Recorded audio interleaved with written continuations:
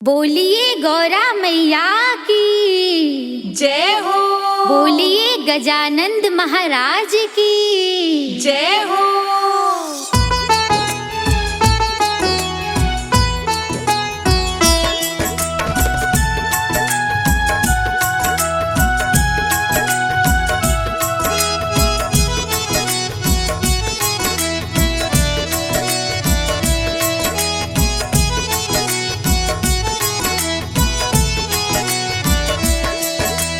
गौरा की गोद में गजानंद होगा, सर्वप्रथम उनका पूजन होगा।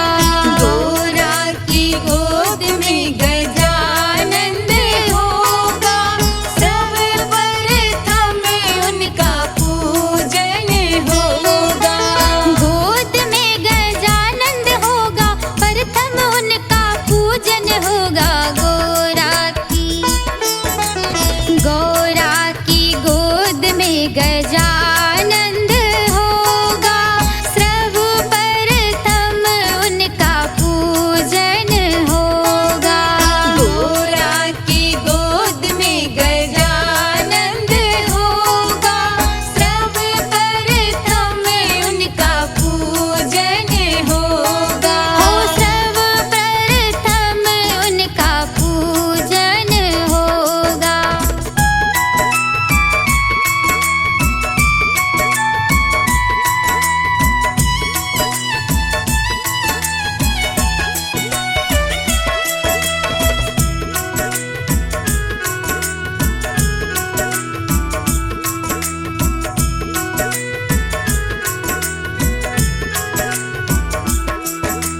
फल फूल और बेल पत्र मैं चढ़ाऊंगी, माखन मिश्री लड्डुवन का भोग मैं लगाऊंगी।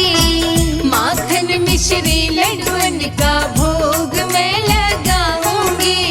उनके शीश पे मुकुट वो होगा, सर्वप्रथम उनका पूजन होगा। उनके शीश पे मुकुट वो होगा, सर्वप्रथम उनका पूजन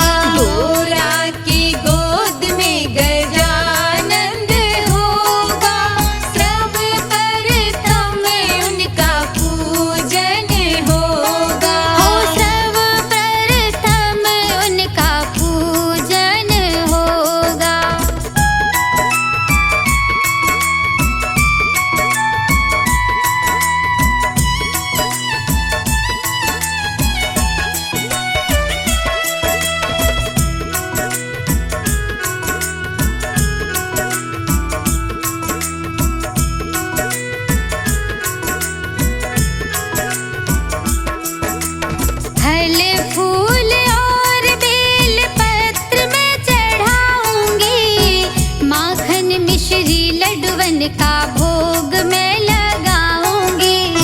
माखन मिश्री लड्डुअन का भोग मैं लगाऊंगी। उनके अंगों पे पीतांबर होगा, सर्वप्रथम उनका पूजन होगा। उनके अंगों पे पीतांबर होगा, सर्वप्रथम उनका पूजन होगा। गौरा की गोद में गजानंद होगा, सर्वप्रथम उनका पूजन होगा। गौरा की गोद में गजानंद होगा, सर्वप्रथम उनका पूजन होगा। हो सर्वप्रथम उनका पूजन होगा।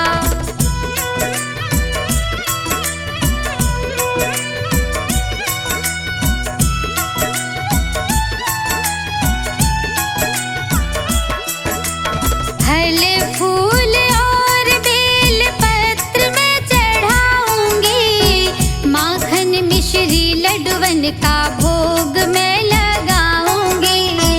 माखन मिश्री लड्डुअन का भोग मैं लगाऊंगी। उनके हाथों में मोदक होगा, सर्वप्रथम उनका पूजन होगा। उनके हाथों में मोदक होगा, सर्वप्रथम उनका पूजन होगा। गौरा की गोद में गजानंद होगा, सर्वप्रथम उनका पूजन होगा।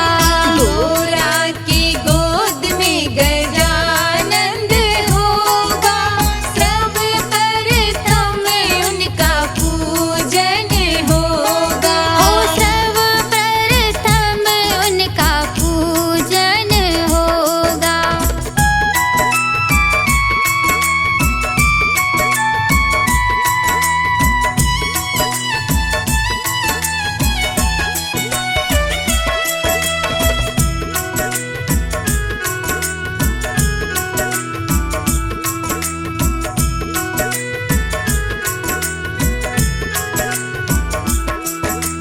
फल फूल और बेल पत्र मैं चढ़ाऊंगी, माखन मिश्री लड्डुअन का